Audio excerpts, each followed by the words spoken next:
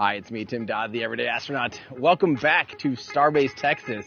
This is, of course, where SpaceX is building their Starship vehicles. This is part one of two parts. In part one, we're going to take you around the factory, see what's new, see the ships, see the boosters, see Starfactory from the inside for the first time, and just learn a lot along the way. So stay tuned for part two, where we'll take you out to the launch pad, and we'll also follow up with Elon after the launch and see how it went. So without further ado, let's go on another tour with Elon Musk. Cool.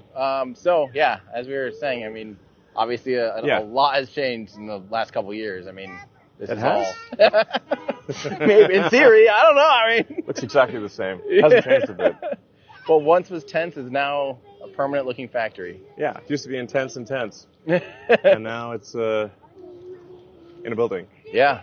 So we've got this, I think, pretty good looking rocket factory building that we've almost completed. We've completed the exterior. This will enable us to have serialized production of the rocket, especially the ship, which will ultimately be made, long term, probably be making 1,000 a year of the ship. So 1,000 a year. Yeah, well, got to build a city on Mars. Yeah, that's insane to think about. Yeah, I mean, we may not build 1,000 a year right here, but I think this is capable of 100 a year. Really? Sure. Wow. That's only a ship every 3 days. And that's nothing. And well, and it's funny because now, if you think about it, even Falcon 9 these days, you're producing a second stage about every 2 days. And a few years ago, that would have been impossible. No one would have imagined, that they're building an upper stage. This year we'll make almost 200 upper stages of Falcon. That's unbelievable. And next year, probably over 200. That's so. That's a cadence that people I don't think are, just even, you can't even imagine. You can't even fathom that kind of, output like that. That's just Falcon crazy. 9 is actually a heavy lift vehicle, so, it's, there's roughly 40,000 pounds to orbit. Yeah. Which is, in normal rocket language would be a heavy lift. Yeah.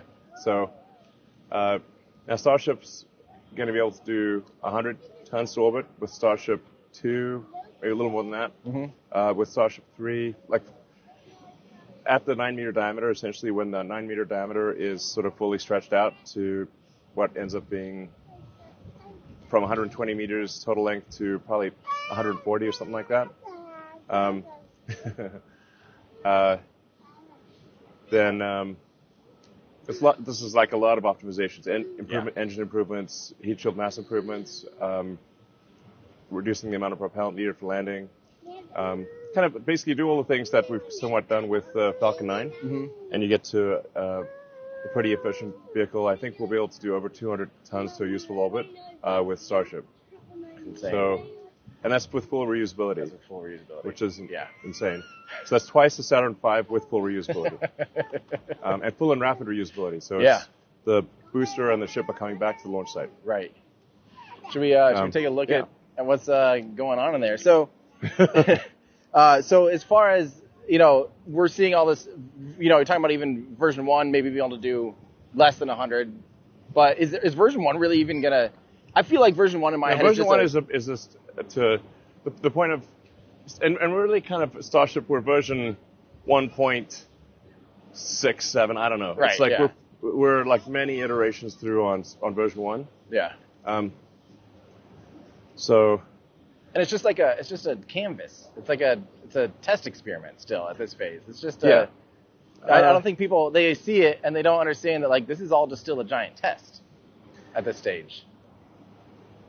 Yeah, one way to look at technology is to look at it as you're rendering an image in successive levels of detail. So the first layer of the image is very, very blurry and things are out of place, and then with the next pass, it gets a bit more defined, and things kind of shift into place. And you do another pass and another pass, and eventually it's something that is refined and actually works. Right. But we're in uncharted territory with Starship. So there's not nobody's ever made a fully reusable orbital rocket. Right. And that's really the critical breakthrough necessary for life to become multiplanetary. For us to become a true spacefaring civilization, we have to achieve full and rapid reusability. Yeah. So I call it rapidly reusable, reliable rockets. R squared. Or R RRR. RRR, yeah. Pirate. Space pirates. There we go. Yeah. So, and it's the thing is that people need to remember is achieving orbit's been solved. I mean, you guys have been getting to orbit for a long time. Reusing it. Getting to orbit at all was solved in the 50s. Right. I mean, so I mean, I really don't think there's another point in an expendable rocket, in my opinion. Or at least I think the math clearly demonstrates that there is no point in an expendable rocket. You have to achieve reusability. We have reusability in cars, we have it in airplanes, we have it in bicycles, horses. Yeah. It's bizarre to not have reusability in any other form of transport. Boats. It would be insane to chuck a boat away after every trip. Right. But this is how rockets have worked for the vast majority of time. In fact, SpaceX is still the only rocket that has any reusability with Falcon 9. Right. So with Falcon 9, we bring the boosters back. We refly them frequently. We bring the fairings back. We refly those. It's only the upper stage that is expended. Right. Now, Falcon 9 does not qualify as rapidly reusable. Right. Because most of the time the booster is landing on a ship in the ocean. Right. So it takes a few days to get it back. Yeah. Oh, that's speeding up like crazy. I mean, the cadence out of the Cape is unbelievable. Yeah, we're trying to squeeze every quarter of a knot that we can out of the drone ships. Yeah. So seems that way. Yeah, we're jacking up the power on the ships, streamlining them, increasing the power on the tugging vessels so we can just haul ass as quickly as possible. Well, yeah, I think you just had your fastest turnaround just last week. There was it was something like, I don't remember the time, but it was something like 2 days or something from catching back and then out to catch again. It was just insane. It used to take so much longer, and those are all those little things that people just aren't necessarily paying attention to that are continually improving. And the SpaceX Falcon team is doing an incredible job of achieving fast turnaround reusability given the architecture. Yeah. Now that's still, however, a couple days to get a booster back, and then at least a few days to refurbish it for flight. Mm-hmm. Is still not rapid by aircraft or vehicle. If you take cars, boats, planes. Right. Doing a trip every 4 days would not cut it in a car. Right. Or an aircraft. Right. With Starship, the booster comes back to the launch site, is caught by the arms. Or this would be quite spectacular to see. Giant Mechazilla arms catching a rocket in midair, and then those arms put it back on the launch site, so you can have the booster back on the launch mount it's going to come back and land in 5 or 6 minutes. Right. So then you'll probably get it back on the launch site in, if you really push it, you can probably get it back on the launch site in 10 minutes. Right. Or even 5 minutes, and then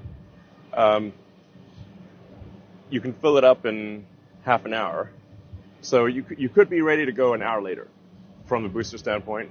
And then if you've got ships lined up, you can drop another ship on, fill it with propellant, and in theory you could be launching every couple hours. Yeah. It's hard to imagine now, but it was hard to imagine where Falcon 9 is today, 10 years ago. No one would have imagined what Falcon 9 is doing now. So I think time will tell that, you can just keep chipping away at all those little improvements. And so do you think you'll actually fly? Falcon 9 used to have reusability measured in months, then weeks, then days. And then for Falcon 9, the architecture is limited to, you really can't compress it down less than several days. Right. When you take the landing out to sea and then the necessary refurbishment of the booster that is required. So with Starship, we'll take it from days to hours. Wow. Do you think? So then the ship has to go around the Earth, and depending upon what orbit it has, it's got to have a ground track that comes back over the launch site. Right. So that could take several orbits. So the ship could take several hours, sometimes half a day or something like that to come back. Reline, yeah. Yeah. So you'd want to have a lot more ships than boosters. Yeah. So if you're really going for max launch rate, you probably want roughly 5 ships for every booster. Yeah. And that's what you guys are building a pretty massive cadence here of ships and boosters already. Yeah. Now, do you think? Well, I mean, Yeah, it's pretty slow compared to what it will be, like very slow. But we're also iterating the design, so like each one is a little different from, in some cases, a lot different from the last one. Yeah. Are any of these are any of these going to be the V2 yet? Are we starting to get close to some V2 hardware yet, or?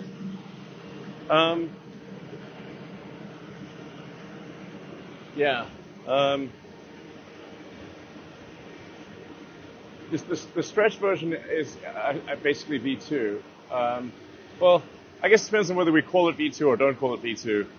The slightly stretched version is V2, ugly. So, yeah. So you can see, what we have here is a Starship with, you've seen the heat shield side and the non-heat shield side. Yep. It's got the what we call the PEZ dispenser for tossing out the next generation Starlink satellites, the V3 satellites. So those will be very wide diameter, like sort of, 7-meter diameter satellites. Yeah. So 22 feet or something like that. Right. So are these actually going to be like? Are we hoping to see after? Let's say this test goes well tomorrow. Do you think the next one's actually going to go for orbit and start deploying testing out, trying to deploy Starlink, or are we? Where do you think we're in that whole mix? Like, is that maybe a few more down the road to start actually deploying payloads into orbit? We'll see how this mission goes. I mean, this year is not about delivering satellites for Starship. It's all about ironing out the design question marks. Mm-hmm. So the major things that remain to be solved for Starship, the single biggest one is what does it take to get through the high heating of reentry. Mm-hmm. So you can see the heat shield that we have there. We have some, let's say that unsolved questions on the heat shield, a bunch of which we don't even know that they are questions, and some we're aware of because there have been challenges in the past, like with Space Shuttle, the sort of the hinge area and the hinge gap, and sealing that hinge gap and not having hot gas just go flowing super fast through the interface there. Yeah, where the flap hinge is. Yep.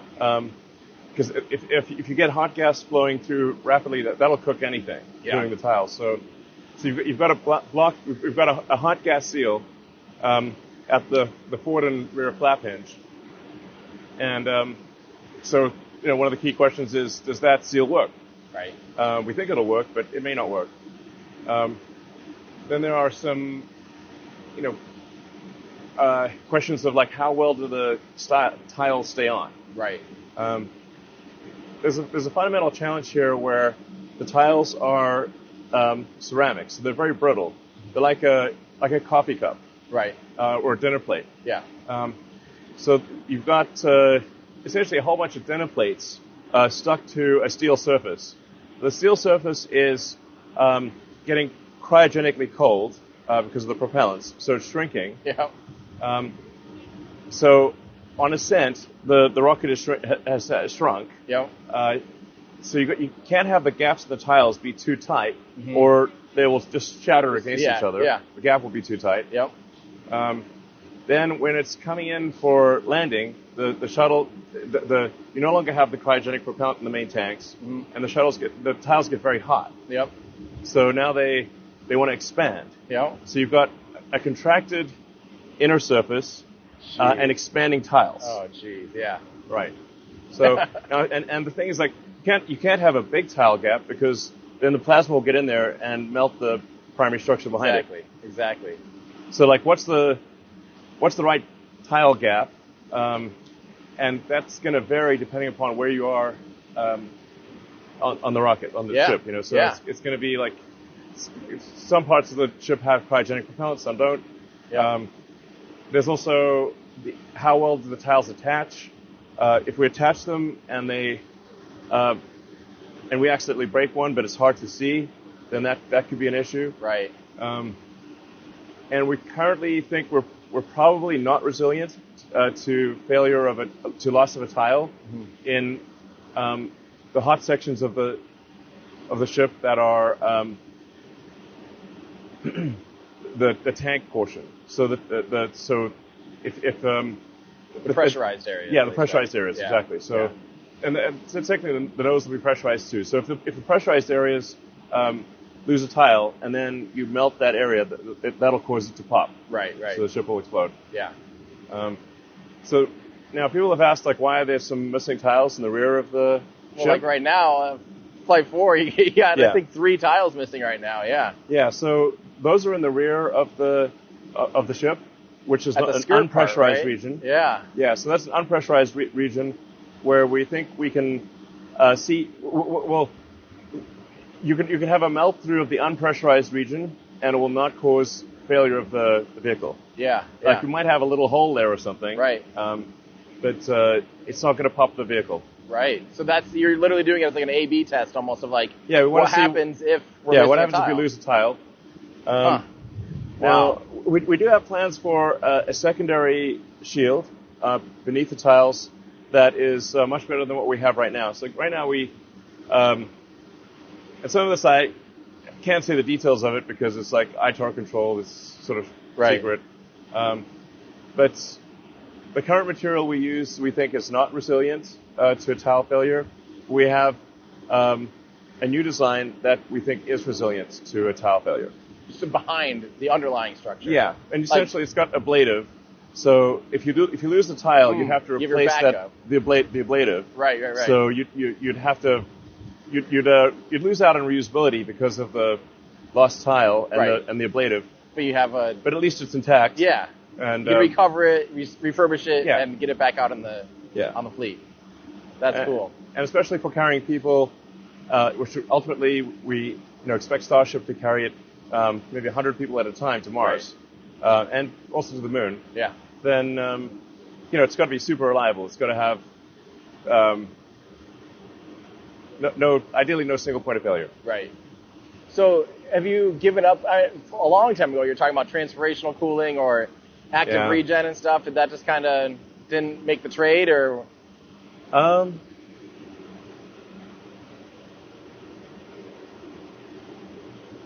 The mass trade that we did, I think it's this point, like it's 4 years ago or something like that, maybe 5.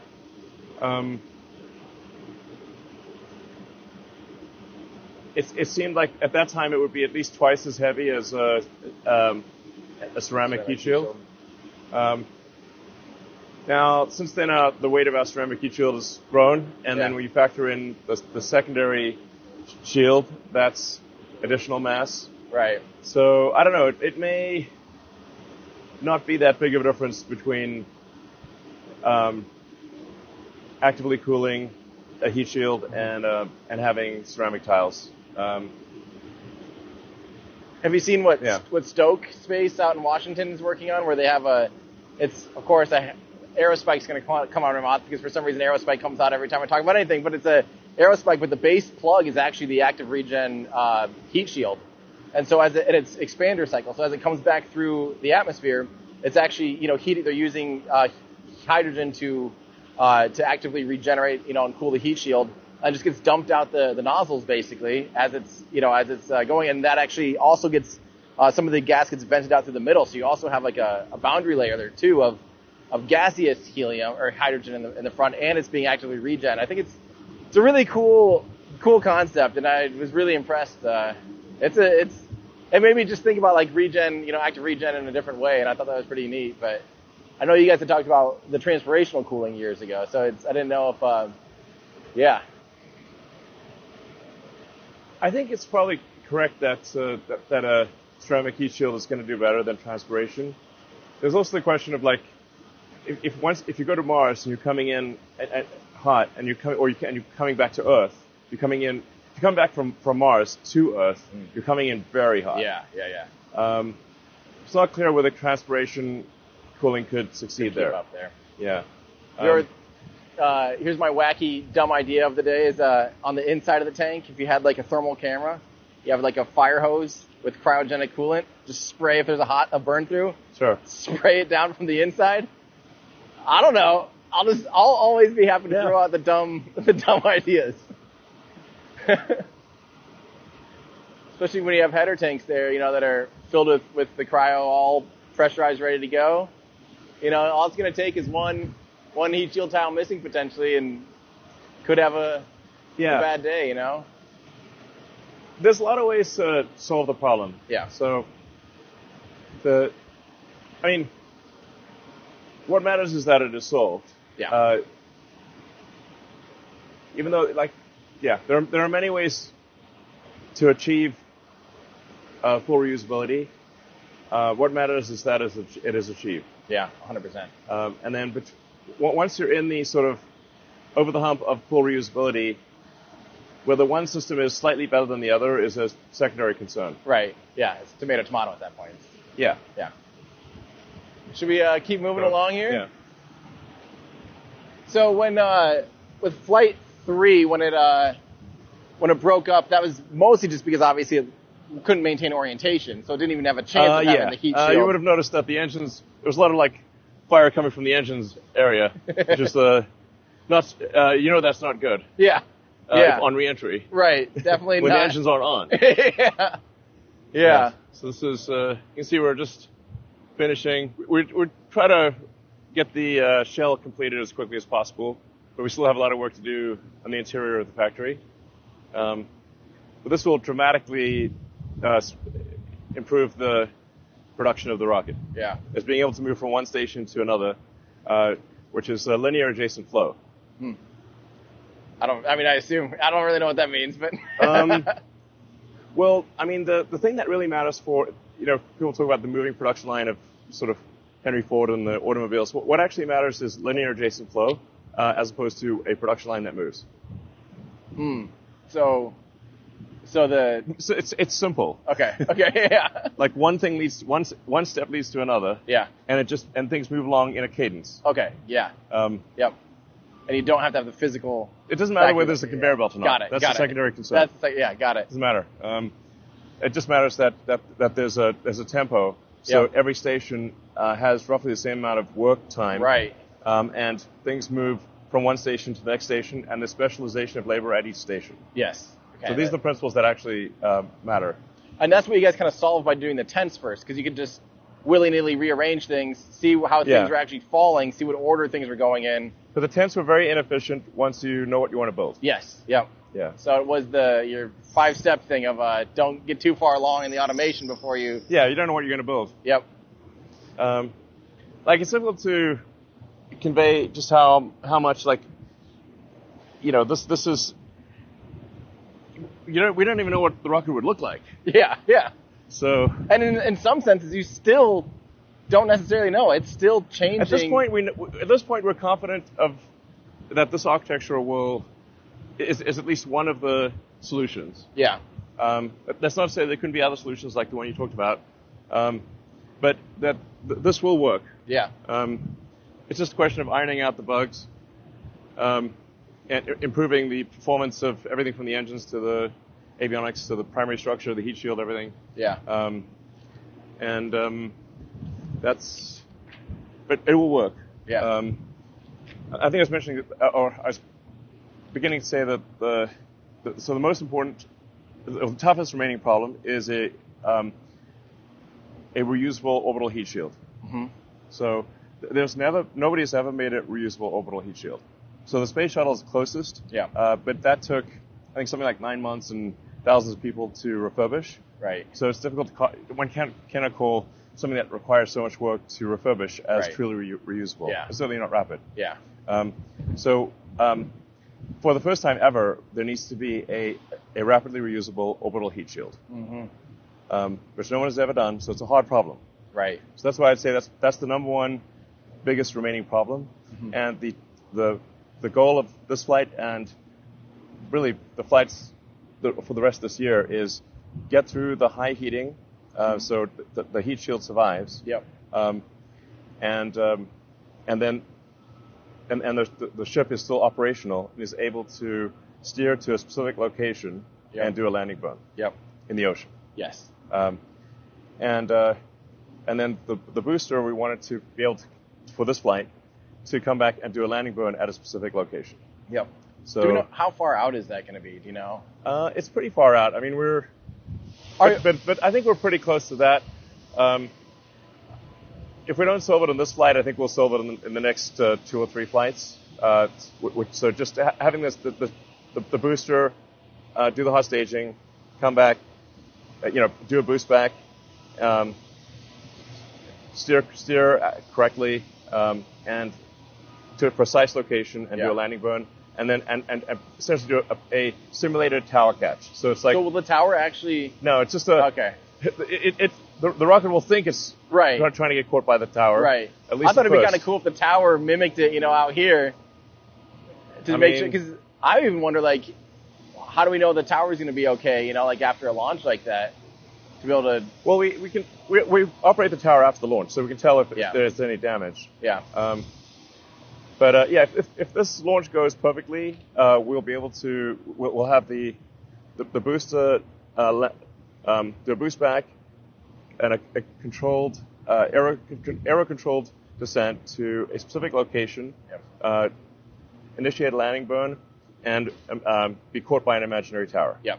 Yep. And then the ship, if things go perfectly, which probably won't, it'll get through high heating.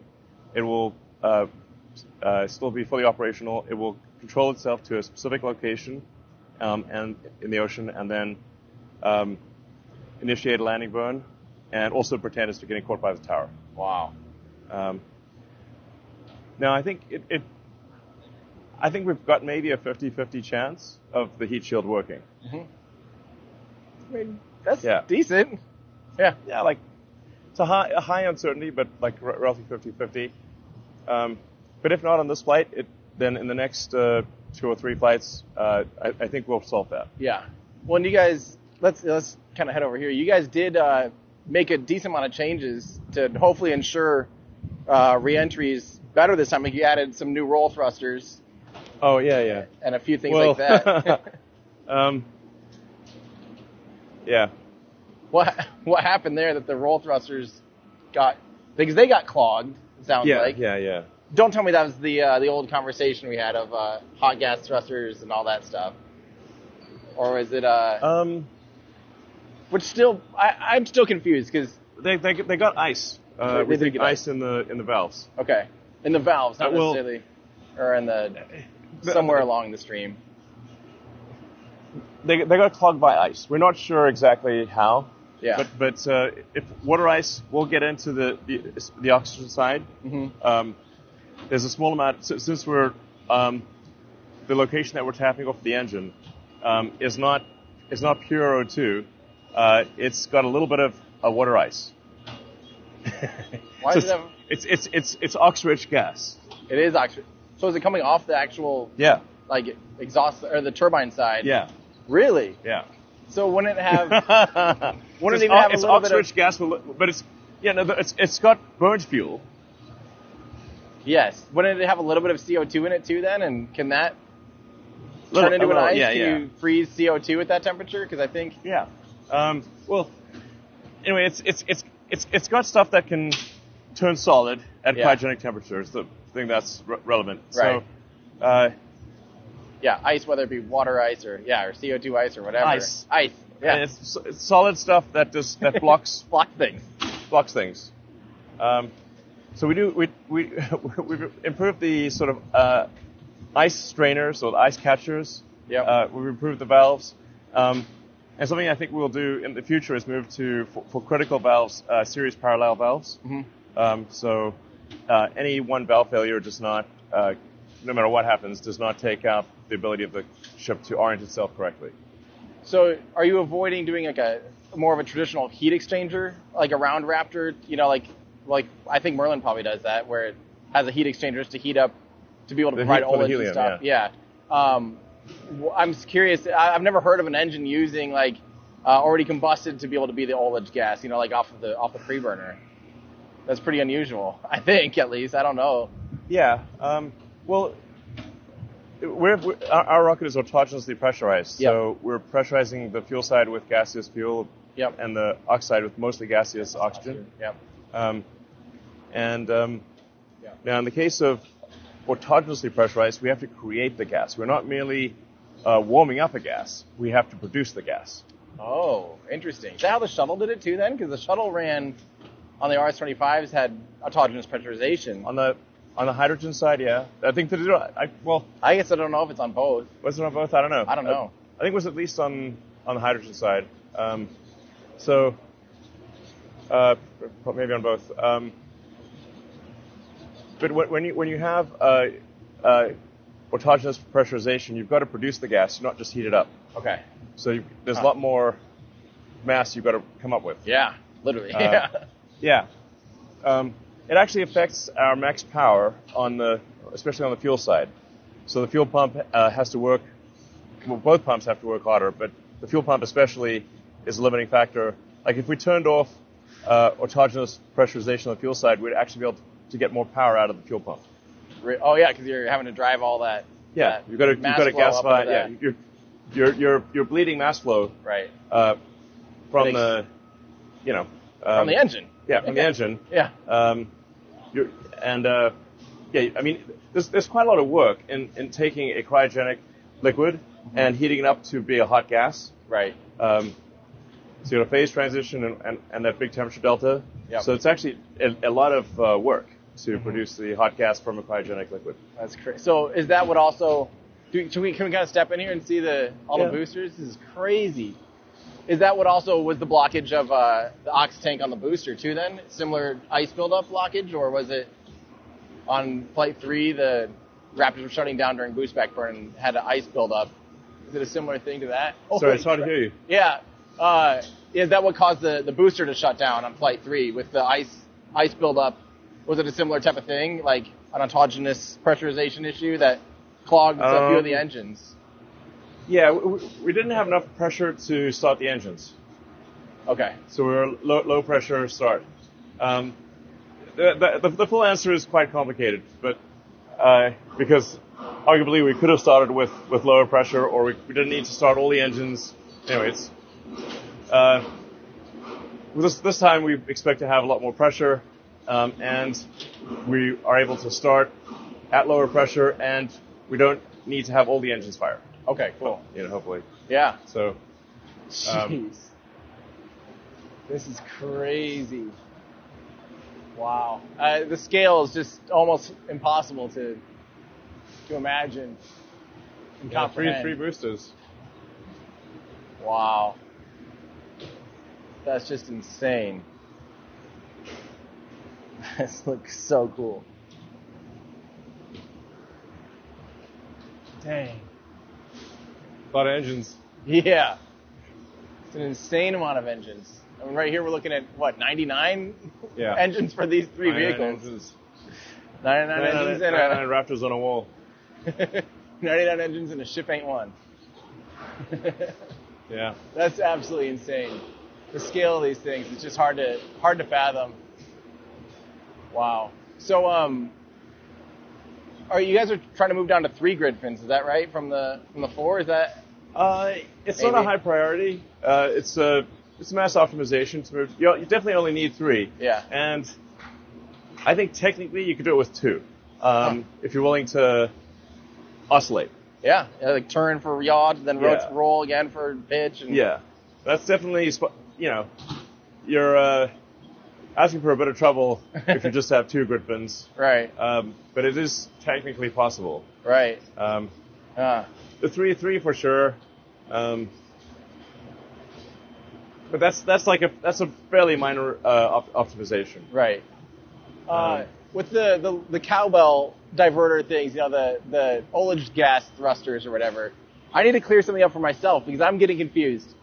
So, cold gas thruster would be like a nitrogen thruster, where it's just literally compressed nitrogen goes out of a nozzle. Cold gas is room temperature gas usually. Is room temp.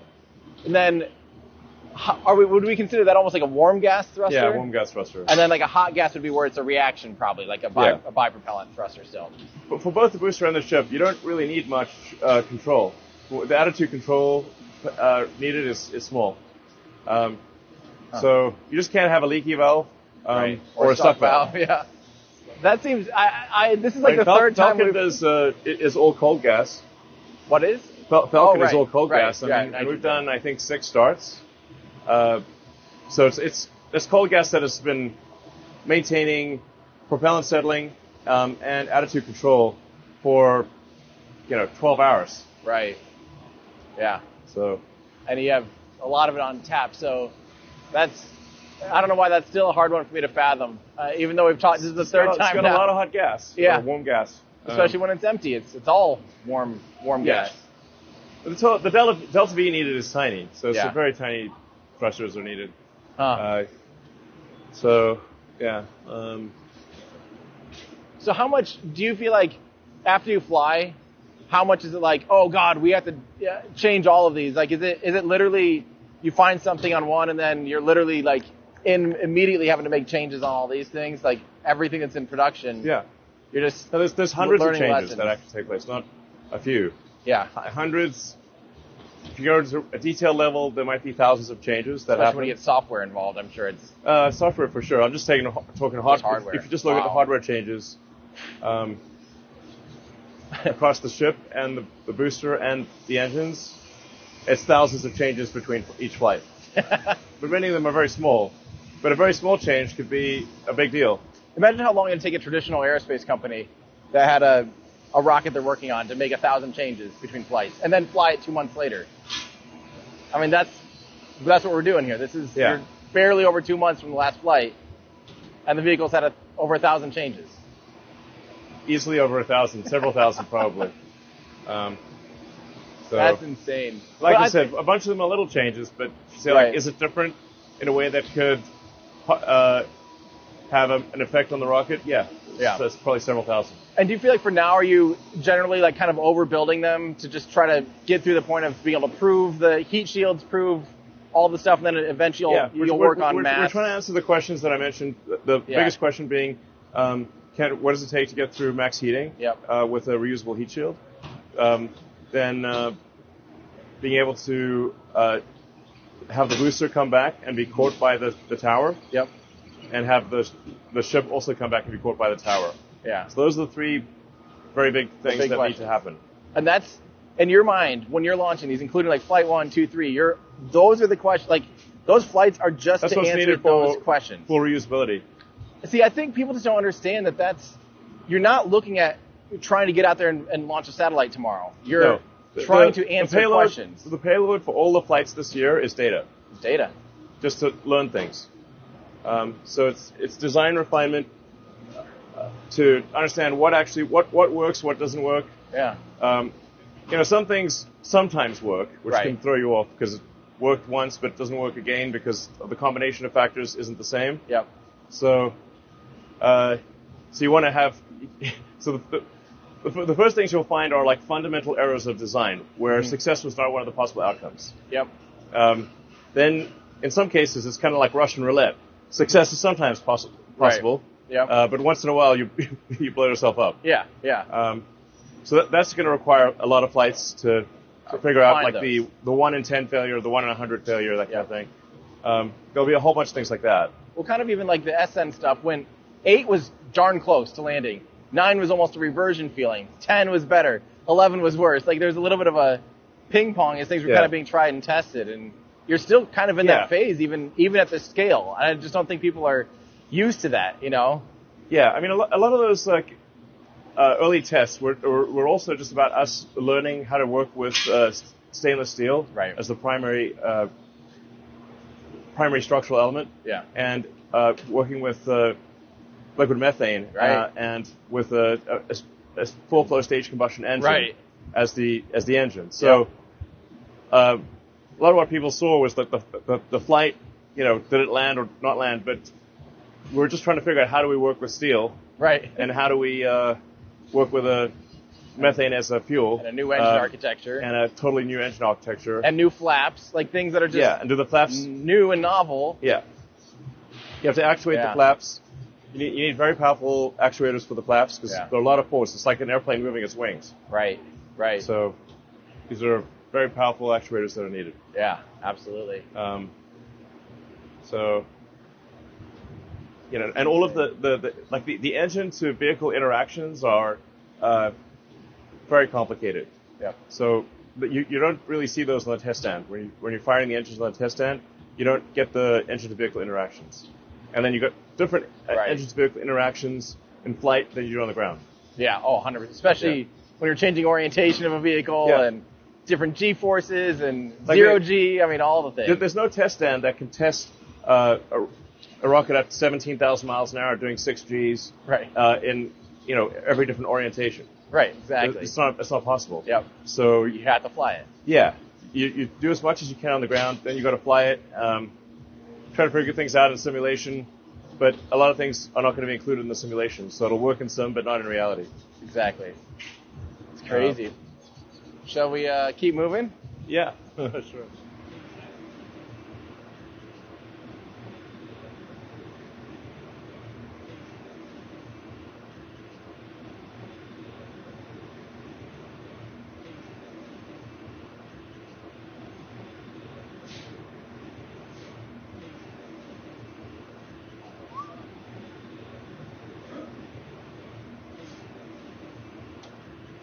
Thank you.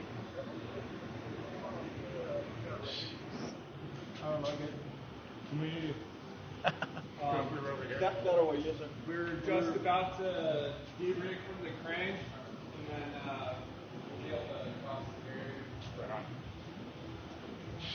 area. Jeez. Wow.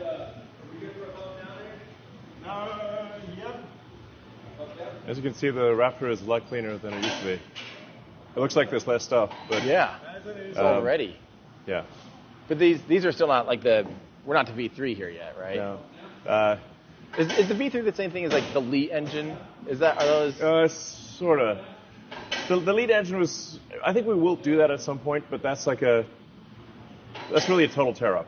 Really? Yeah. It looks like the LEAT engine, but it's way more expensive because it still has printed parts, for example. Yeah. So, but the next gen Raptor engine needs no heat shield. Right. So, and because it's exposed, it has to have cooling. So there's integral cooling circuits throughout all the parts. So it looks very simple on the outside, but it's complicated on the inside. Like even all throughout the pre-burner and the gas manifolds and everything, it's all that stuff you see stuck on the side disappears. Wow. And that's actually that's being worked on now already. That's already. Yeah, we have a design. that works. It looks like the engine isn't complete. Well, yeah, you had that render on that presentation. And it just looked like literally like a looks first like it's attempt missing at mocking parts. up. Yeah. Yeah, but it's actually just the secondary circuits and integral cooling are part of each part. So, so if you have a secondary cooling circuit, you run the secondary cooling circuit or secondary flow circuit through the various parts. Right. And we also eliminate a whole bunch of bolted and welded joints. So, especially the bolted joints, you really want to get rid of those. Yeah. Bolts and flanges and seals are hell, especially if they're hot. So yeah, the next gen Raptor engine is actually a little difficult to service because there are parts that don't have a flange anymore. It's just welded shut. Right. Yeah. So you're just hoping to be able to get the design up to be so reliable, hopefully, that you just don't need to service it. If you need to change a part, you need to literally cut it open. Wow. So you'll probably, at this point, you might as well just swap out the whole engine, I assume, and just. No, we cut it open. Yeah? Yeah. We cut it open. So. Just crazy. I mean, there's a massive bolted flange for the hot gas manifold that's transferring hot gas from the fuel-rich hot gas from the fuel pump side. Yeah. You can see that. It's hard to point at because it's up in the air, but the thing that joins the fuel the fuel turbo pump to the aux turbo pump. Yeah, the kind of band-looking thing. Yeah, right? the band-looking thing. That has a monster flange at the top and bottom. And you want to get rid of those two. And that's to hold a lot of pressure. Hot. That's a whole lot of pressure. Hot pressure. Yes. Jeez. I mean, you can see there's a lot of flanges here. I mean, this valve is like, this pump is like made of flanges. Wow. Flange, flange, flange, flange, flange. And I mean, these are beast level flanges. And these are all, so there is no like active cooling inside of two like this, or the current version of Raptor like this. There's no. Current version does not have, there's no, well, there technically is some, but there's not, the current version of Raptor does not have sufficient cooling to be able to resist being in hot gas plasma, like hot plasma. It's not, it would melt. That's still why you need the shield here. Yeah, that's why it's heavily shielded. But the next gen, a bunch of the flanges you see here will disappear, and we'll have integral cooling and integral secondary flow circuits. Yeah. Yeah. Do you guys look? Is it possible to do? There's a whole bunch of engines down there, pretty densely packed. It's a lot of thrust. It's a lot of thrust. It's crazy. It looks like when you go to a Christmas tree store or something. Yeah. That's insane. Each one of these is the most advanced rocket engine ever made. And they're just being cranked out like it's nothing. Yeah. Super high pressure, high efficiency. You got a full flow stage combustion.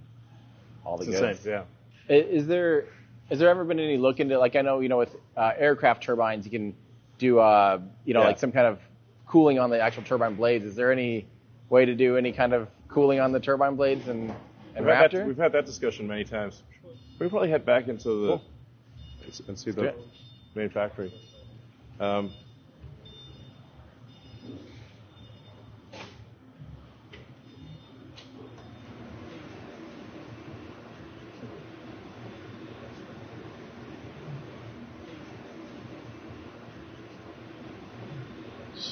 just can't believe how much has changed out here. You have 2 mega bays. I mean, last time I was out here, there's only 1 mega bay, and nothing had doors. Now you have doors. That's a pretty good feature comfort. It's turning into a real factory, Yeah. Well, this is a real factory that we're building here. Yeah. So, quite big. It's hard to keep up with everything out here. Yeah, so this is we'll finally have a real factory for Starship. Not just making it intense. So long term, we want to try to get the thrust of Raptor up to around 330, maybe a little higher, maybe 335 metric tons. So that'll take us to a 10,000 ton thrust at liftoff. That's absolutely absurd. Sorry? That's absurd. Yeah. It's like beyond absurd. That's coming up on 3 times the amount of power as the Saturn V. That'll be roughly 3 times the Saturn V. Yeah. That's what you need. Like 22 million pounds of thrust. Saturn V is 7.5. Oh my gosh. So. Absolutely insane. Well, and I think, there's this kind of feeling of why aren't people doing things like the Saturn V being built in the, engineered in the 60s. Saturn V is primitive compared to Starship. Yes, and it's insanely expensive. It wasn't sustainable. Yeah. And it was expendable. So yeah. Starship is just any rocket that is fully reusable, which no one has achieved, because it is extremely difficult. Mm-hmm. Not because they didn't think about reusability. Right. So it was just too hard. So, and obviously we haven't achieved that either. We've got I'm hopeful that we will achieve it by next year. Mm-hmm. But at least we have a situation where we have a design where success is one of the possible outcomes. Yeah. So no prior design was success one of the possible outcomes for full reusability.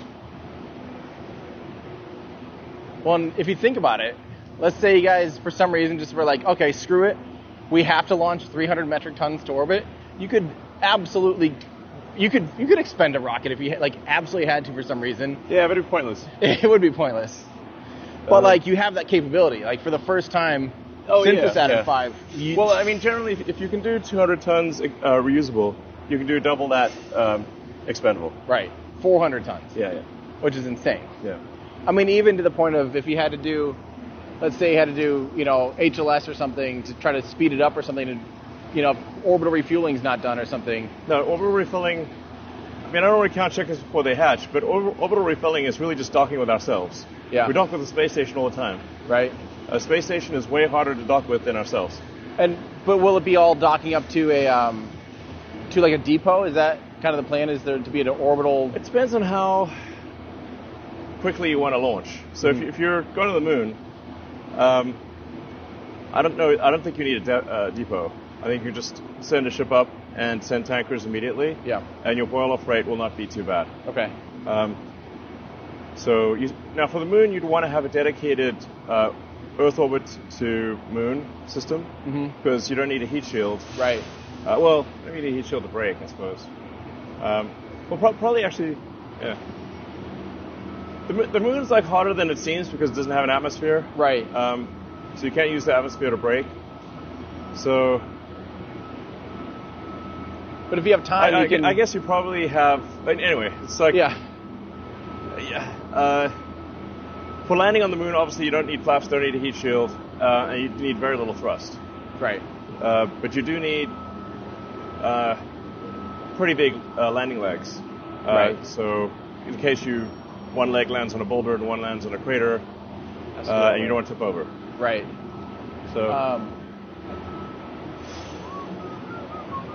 Because that's, I think HLS, I don't think a lot of people understand that we're going from a 16-ton lunar lander with the Apollo program to a, I don't even know how heavy HLS is going to be. When it lands, it's going to be at, at least 10 times that massive. At least 10 times that massive. And acres of volume compared to anything that was landed during the Apollo program. And I just think that people aren't necessarily ready for how big Starship will be on the moon. It's basically a habitat when it's on the moon, It's not just a little tiny tent like the Apollo lunar landers. Yeah. I mean, I think the next step is to go beyond Apollo and have a permanently occupied base on the moon. Yeah. Like Moon Base Alpha. That's the next step. So you don't want to just have a few people there for a few hours. You want to have a permanently occupied base. Right. This factory's huge. Yeah. And I guarantee if we came back in a year, it'd be just up and running like a normal factory already. I mean, this will be full with equipment in 3 months. Jeez. So is there a decent amount of new stuff that's is there hardware coming in here and tools that are coming in here that'll unlock just mostly production rate or even new ideas or what's that kind of like? I mean, you can build any given design in an artisanal way, slowly, with by having a lot of crews come to the same station. But in order to have real production, you've got to move from one station to another, where you have the same amount of work at each station. Right. So this is meant to have a lot of stations. So you'll see a lot of work in progress. Yeah. And you'll be able to see very clearly, you guys, where the blockages are. Mm-hmm. And make changes to it then. Yeah. Jeez. It's so funny to think about how, we were only 5 years ago out here when the Mark I and all you had was a tent and Stargate was the biggest thing out here, that little Stargate thing. Yeah.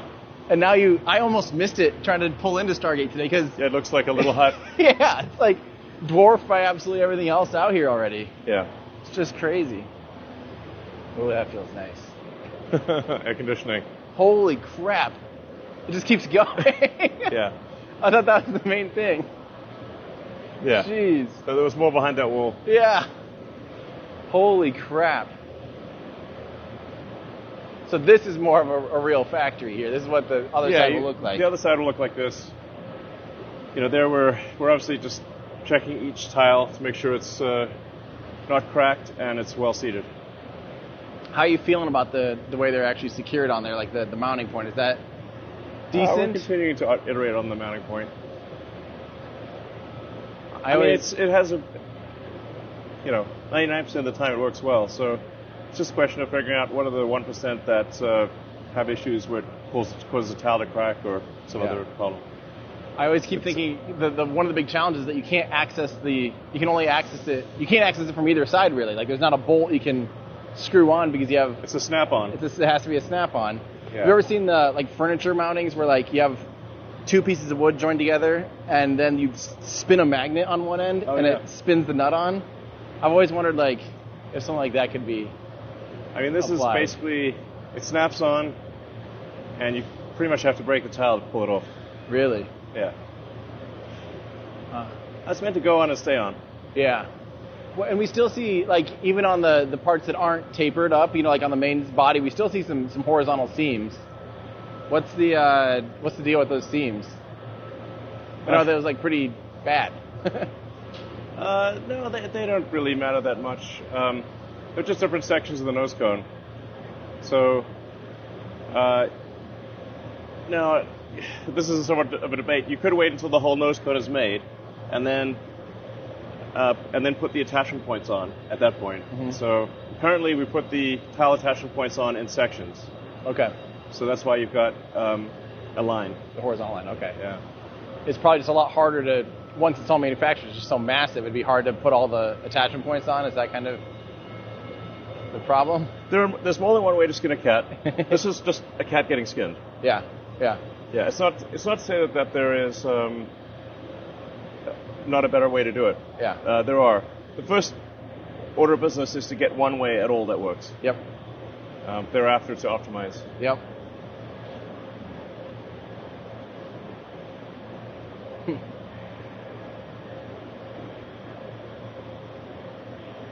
Watch your step here. There's still a lot of work we've got to do here. Oh, that's cool looking.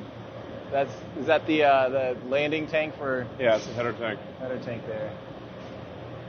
That's insane. Jeez. And then are those COPVs propped up against it like that then?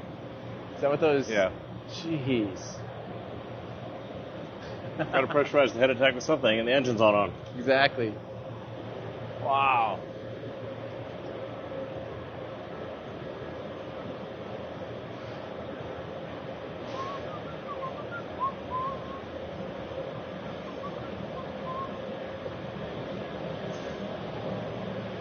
So the the Pez door that we see on Starship now, do you think that's going to stick around, or is there still going to be a chomper someday, or is it? Well, for the Starlink satellites, they're pretty flat, so the chomper makes sense. There's no point in having a giant fairing for flat little. It's a giant flat pancake. Right. What did the door test go reasonably well on the last one, or because I think you guys aren't doing anything with it? Some issues. Yeah.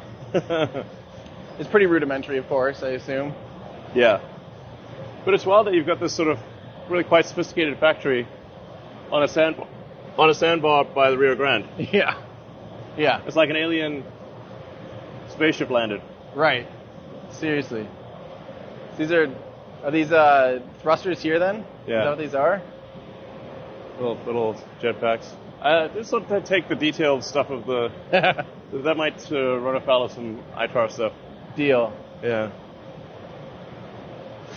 I mean, I don't know if anyone is going to copy us. It's a hard thing to copy.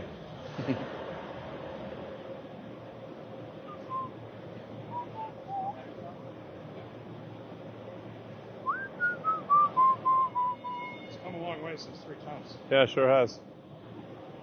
I mean, everything's clean and there's no mud and dust. It's better when it has doors on it, yeah. I mean, everything used to have mud and dust. Yes. And birds and things. There's always some finite mud and dust, but it's much smaller than...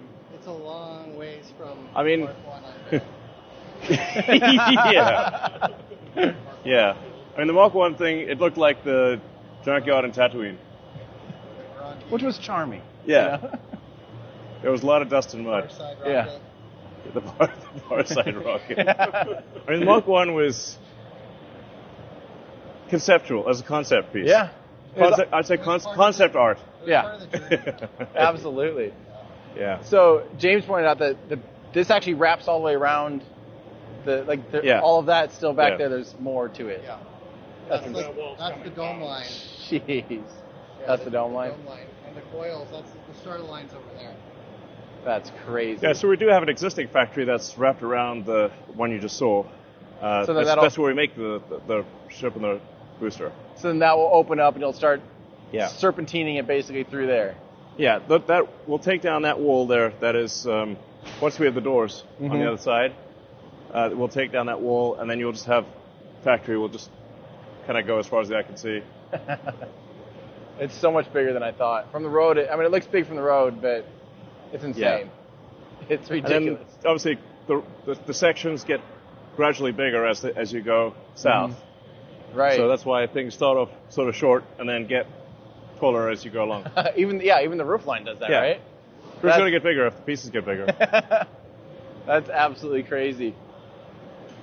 Are you guys still using, like, I remember, back in the day, there's a lot of, like, Tesla motors being used. Actually, you said that We way. head out that way? Okay. So, There's a lot of Tesla motors being used, like, for the fins and all that kind of stuff, and maybe even the grid fins had, like, literally a Model S motor or something. Are you still kind of using some Tesla parts like that? yeah, we just use the Tesla drive units to actuate the grid fins. And the big flaps still, too, on the ship?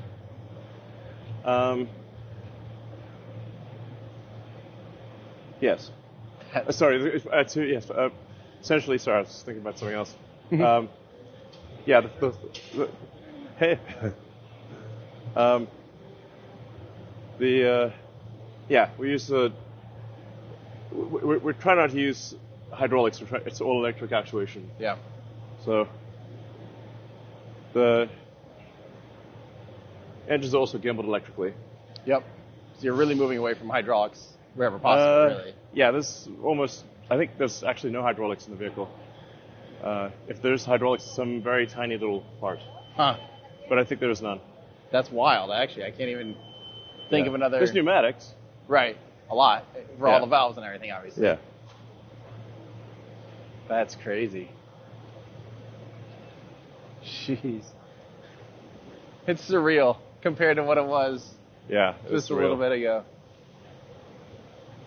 Wow. It just keeps going and going. That is crazy. Yeah.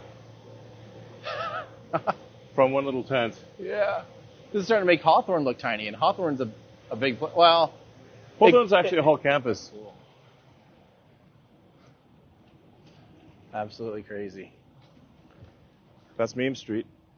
Meme Street? Yeah. Is that what it says now? That's what it's called. All right, I think we're jumping in a different car here. But if you look at the street sign, We got Meme Street. yeah, it's literally called Meme Street. That is its official name. It used to be called Weems, and we changed it from Weems to Memes. The important things. I love it. Holy crap, was that incredible or what? Huge thank you to especially Elon Musk for showing us around and following up and just teaching us so much about what's going on and showing us the inside. Huge thanks. Amazing. And I also owe a huge thank you to our supporters, especially those over on Patreon.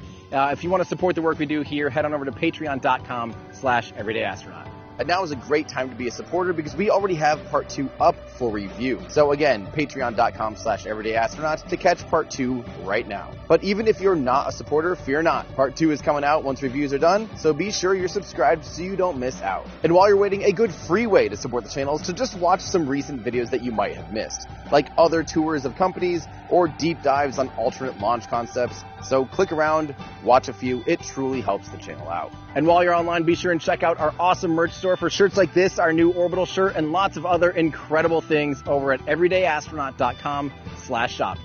Thanks everybody, that's going to do it for me. I'm Tim Dodd, the Everyday Astronaut, bringing space down to Earth for everyday people.